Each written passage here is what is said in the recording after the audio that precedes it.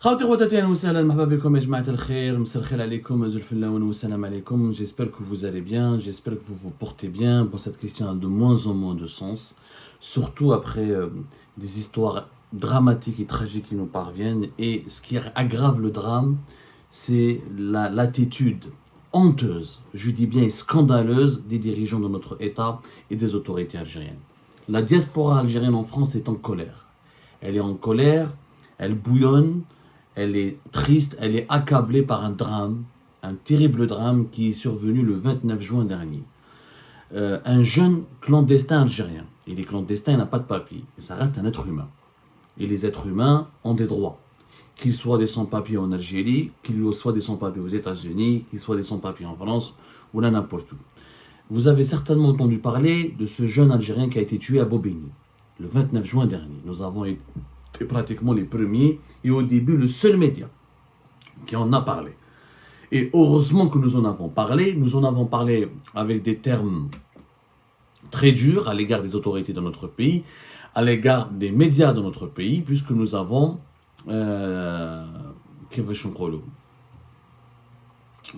à l'époque, voilà, on a fait une émission le 2 juillet dernier intitulée L'indécente indifférence du régime algérien face à la mort atroce d'un haraga algérien à Paris. Voilà, et ça a fait bouger les choses. Je m'en réjouis, puisque juste après, Berber Télévision est parti voir la famille de ce jeune, originaire d'un village de la wilaya de Bidjaya, et qui s'appelle Ammar Slimani. Ammar Slimani. Il est âgé de 32 ans, 33 ans. Voilà. Et sa famille a montré toute sa détresse et elle a interpellé la justice française et elle demande aux autorités françaises d'éclaircir ou là de juger ou là de rendre justice à Ammar Slimani qui n'a rien fait. Ammar Slimani, je rappelle, la presse française, les comptes rendus publiés par le Parisien, par la presse française, par 20 minutes, et les explications fournies par le parquet de Bobigny, par le tribunal de Bobigny, le tribunal judiciaire de Bobigny, qui s'est saisi de cette affaire, explique, reconnaît totalement notre ami, le pauvre, notre compatriote Ammar Slimani n'a absolument commis aucun crime. Ammar Slimani, a dormi pendant 3 jours dans le jardin d'une personne âgée qui avait une petite cabane. Il dormait dans cette cabane. Il a squatté une petite cabane. Il n'a jamais agressé la dame, il n'a jamais pénétré dans sa maison, il lui a fait aucun mal, il ne l'a jamais menacé, il ne lui a jamais dérangé quelque part dans sa maison. Maintenant, vous allez me dire, mais pourquoi il est entré dans son jardin? Eh bien, sa famille ont apporté un témoignage important. Ce qu'on ne sait pas, parce qu'à l'époque, on parlait de squatteurs. La famille Terre fait Berber Télévision, avec le témoignage, vous pouvez le voir. Avec le témoignage. مي سوا ديزون بصح يروح يسكواتي وقت شي قلنا اميك ميسكيا نميستمغار ثقيا الدياس يميساوليه c'est en kabyle et en partie en kabyle mais ça a été traduit, il y a des sous-titrages en français, ils ont fait Berber Télévision un sous-titrage en français, vous pouvez trouver l'émission, le témoignage complet sur la chaîne YouTube de Berber Télévision. La famille, notamment la sœur de Ammar Slimani, explique qu'il travaillait pour la dame, qu'il lui est arrivé régulièrement que Ammar Slimani travaille pour cette vieille personne âgée à Bobigny. Il lui faisait des travaux de jardinage apparemment. En tout cas, il a travaillé pour elle à maintes reprises. Donc, on ne sait pas ce qu'il a squatté réellement, c'est un squatteur, ou là il avait demandé la permission et qu'elle lui a dit, comme c'est une personne très âgée, peut-être qu'elle a oublié, peut-être qu'elle a omis. En tout cas, il n'a pas fait un crime grave. Il n'a pas touché la dame, il n'a pas volé, il n'a pas agressé, il n'a jamais eu un comportement agressif, un comportement menaçant. Et les comptes rendus de la presse française en témoignent. L'affaire, donc, elle est au niveau du tribunal judiciaire de Bobigny. Le policier qui a abattu Ammar Slimani le 29 juin dernier, il a tiré 7 balles, dont 5 balles ont touché le corps de Ammar Slimani. Sa famille raconte qu'elle a eu des informations affirmant que l'une des balles, il a eu une balle en pleine tête, il a touché la tête, il est mort sur le champ. Ce qui est plus grave, c'est que l'avocat de l'avocat de Ammar Slimani et sa propre famille racontent que le policier qui est jeune, qui était en civil, qui n'était pas en service, qui a été appelé par sa grand-mère parce qu'elle a entendu un bruit dans le jardin, donc elle pensait qu'il y avait éventuellement des cambrioleurs, c'est légitime qu'elle a eu peur, c'est légitime qu'elle voulait être assurée, mais le problème c'est que Ammar Slimani n'a pas menacé, ne s'est pas comporté de façon agressive, et le policier dit le contraire, mais ensuite dans le dossier, et d'après l'avocat qui a été désigné par la famille Slimani, quand il a accédé au dossier judiciaire,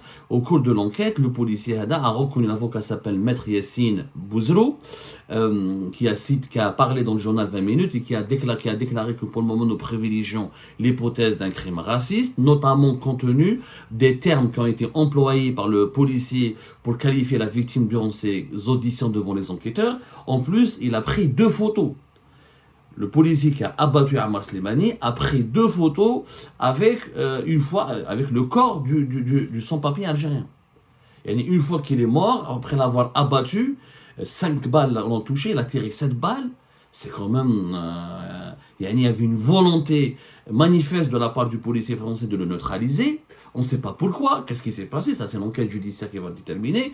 Mais la famille et l'avocat de la famille exigent que la vérité soit faite, qu'un procès soit organisé rapidement et que l'enquête fasse un travail sérieux, approfondi, d'autant plus qu'il y a des éléments troublants. Est-ce que c'est un crime raciste, comme le dit Yassine Bouzrou? Est-ce qu'il s'agit d'une légitime défense? C'est la justice française qui le dira. On ne va pas commenter le travail de la justice française, mais quand même, on a envie de savoir où sont les autorités algériennes. Voilà, quand on entend que l'auteur des coups de feu a pris 2 photos de la victime allongée au sol avec son téléphone portable, on s'interroge. Généralement, quand on neutralise un voleur ou un criminel, on ne le prend pas aux photos. Sauf, je ne sais pas qu'est-ce qui s'est passé. Encore une fois, c'est la justice française qui va déterminer. Mais les autorités algériennes brillent par leur absence dans ce dossier. Brillent par leur absence. Pour le moment, il n'y a eu qu'une seule réaction, c'est un député qui s'appelle Mohamed Hanni, qui a été interrogé par Berber Télévision. Il a déclaré, il est membre de la commission des affaires étrangères de l'Assemblée populaire nationale, du Parlement algérien, où il a dit que les autorités algériennes vont suivre de près le dossier. Voilà ce qu'il a déclaré ce député. La justice doit être faite car on parle d'un assassinat, d'autant plus que la victime n'était pas armée. Selon des sources fiables, la justice française a pris en charge ce dossier et de la même manière, les autorités algériennes vont suivre de près le dossier. Le suivre comment? En bas, le même ambassadeur, le même député, il a affirmé que le ministère des Affaires étrangères va faire certainement un communiqué officiel. Nous sommes le 10 juillet, ça fait plus de 10 jours depuis cet drame. On parle d'un assassinat quand même. On va dire, Ammar Slimani n'était pas armé, est-ce qu'il avait un comportement menaçant? Il était juste il a juste dormi dans un abri. Le policier aurait pu l'évacuer, il aurait pu le blesser, il aurait pu le chasser, etc. Est-ce que c'était nécessaire de l'assassiner quand même? On parle d'un assassinat. On peut s'interroger éventuellement sur l'éventualité d'une bavure policière. En juin 2023, le gouvernement algérien sur l'affaire Nahel, il a rapidement réagi. Pourquoi? Parce qu'il y avait le buzz à l'époque.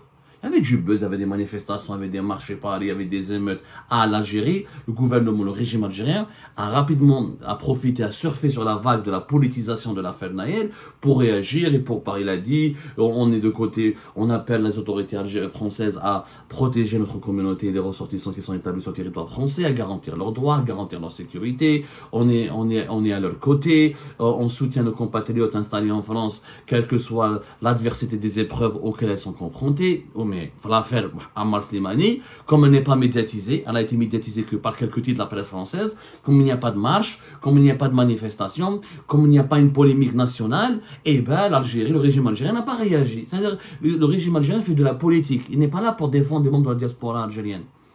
La dignité des ressortissants algériens, leurs droits, leur sécurité, ce n'est pas sa priorité.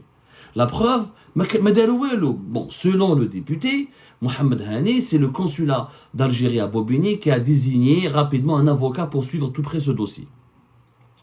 Il dit aussi que les autorités algériennes ne laisseront pas le sang algérien couler de cette manière. La justice française prendra en considération les réclamations algériennes. Où sont les réclamations algériennes? Mais où sont? L'autopsie est toujours en cours et l'enquête préliminaire est encore ouverte. Mais ça fait 10 jours. Ça fait 10 jours, il y a une enquête préliminaire, mais au moins le ministère des Affaires étrangères aurait dû faire un communiqué, aurait dû demander des explications aux autorités françaises, l'ambassadeur aurait dû appeler la famille de la victime, il aurait dû contacter ou se rendre au tribunal judiciaire de Bobigny pour demander, à s'entretenir avec, ou la demander de rencontrer, s'entretenir avec un responsable du ministère de la Justice française pour s'expliquer, pour avoir des éclaircissements. Quand même, on parle de la vie d'un être humain. La vie d'un être humain. D'autant plus que la diaspora algérienne ne compte pas fermer les yeux sur ce drame. Il y a un rassemblement qui est prévu le 13 juillet prochain. Je vous donne l'information. Rassemblement le 13 juillet prochain pour dénoncer. Alors, le rassemblement va se tenir à la place de la Bastille de 15h à 19h. Ce sera le 13 juillet prochain où les initiateurs, les organisateurs de ce rassemblement, c'est l'ONG Riposte Internationale, qui est une association d'Algériens installés en France, de Franco. Il y a des binationaux, il y a des Algériens tout cool qui défendent les droits de l'homme et qui travaillent pour la promotion des droits de l'homme en Algérie et qui militent aussi pour les droits civiques des migrants algériens en France. C'est une ONG qui est très dynamique, il faut le dire, dirigée par notre ami, ancien journaliste et confrère Ali Aïd Joudi, mais avec plusieurs dizaines de membres, de militants qui sont vraiment très actifs sur le terrain. Donc c'est elle qui va organiser ce rassemblement le samedi 13 juillet prochain. Donc la diaspora bouge, la famille elle a parlé, l'avocat de la victime, du défunt, la victime, il est victime parce qu'il a été assassiné, voilà. Même s'il a commis un tort, est-ce qu'il aurait fallu le tuer? C'est ça la question. Et bien sûr, la réponse à cette question est que non. Nul n'a le droit d'ôter la vie à un autre être humain s'il n'y a pas vraiment une menace caractérisée sauf dans le cas de légitime défense. Mais là, l'avocat qui a été désigné, selon le député Mohamed Hani, par le consulat d'Algérie à Bobigny, quand même parle d'hypothèses de crimes racistes. Il nous donne l'information qu'il y a eu des photos prises par le policier qui a abattu Ammar Slimani une fois que son corps a été allongé sur le sol. Donc c'est des éléments troublants. Je ne comprends pas pourquoi le ministère des Affaires étrangères n'a pas fait de communiqué. Il aurait pu au moins faire un communiqué, il aurait pu au moins présenter ses condoléances directement à la famille, il aurait pu au moins assurer la famille de la victime de toute sa sympathie et lui dire: nous avons pris en charge, nous avons désigné un avocat, nous allons prendre en charge les frais de l'avocat et nous allons contacter les autorités judiciaires françaises pour obtenir des explications et des éclaircissements. Mais là, franchement, le 15 Ammar Slimani était un franco-algérien. Il avait la double nationalité, où il y avait des polémiques et une grande médiatisation autour de cette bavure policière. Et s'il y avait des manifestations ou s'il y avait un problème en France, le régime algérien aurait instrumentalisé cette affaire pour en parler, parce qu'il veut toujours exercer de la pression sur la France, il veut toujours montrer à la France qu'il est influent et que tout ce qui se passe en France, l'Algérie aura son mot à dire. Il fait de la récupération politique. Mais comme il n'y a pas de buzz autour de l'affaire Ammar Slimani, il ne fait pas de récupération. Il n'y a pas de récupération politique, ça ne l'intéresse pas. Parce que le régime algérien veut faire de la récupération lorsqu'il peut tirer profit. Quand il y a l'affaire Naya, il a tiré profit. Zama, le régime algérien, a donné des leçons de morale, et il veut protéger ses ressortissants dans la patrie des droits de l'homme. Et à l'époque, il y avait des divergences avec la France. La visite d'État d'Abdelmajid Tebboune ne pouvait pas avoir lieu. Il y avait encore un problème, c'était juste quelques mois après l'affaire d'Amir Al-Boulaoui. Quand il y a des tensions avec la France, le régime algérien toujours instrumentalise des affaires internes ici en France, notamment en ce qui concerne l'immigration, la place des musulmans, etc., pour narguer la France, pour provoquer les établissements français, ou là pour dire qu'il peut lui aussi avoir un rapport de force et il peut influencer certains événements internes ici en France. Mais là, c'est un Algérien pur, sans papier mesquin. Il n'a pas de nationalité française, n'est pas un franco-algérien. Mis à part une association et sa famille et quelques médias, ça reste un cas isolé. Un cas isolé, non. C'est-à-dire que ça reste une histoire discrète. Il n'a pas été suffisamment médiatisé. Ben, comme il y a les ministères des Affaires étrangères. Ben, comme il y a l'ambassadeur d'Algérie en France. Ben, comme il y a le personnel, il y a le ministre des Affaires étrangères en Algérie. Ne mentez pas, arrêtez de mentir. Arrêtez de faire croire aux Algériens de l'étranger que leur dignité, leurs droits, leur sécurité est une de vos priorités. Non. Vous faites uniquement de la récupération politique quand ça vous arrange. Ni plus ni moins.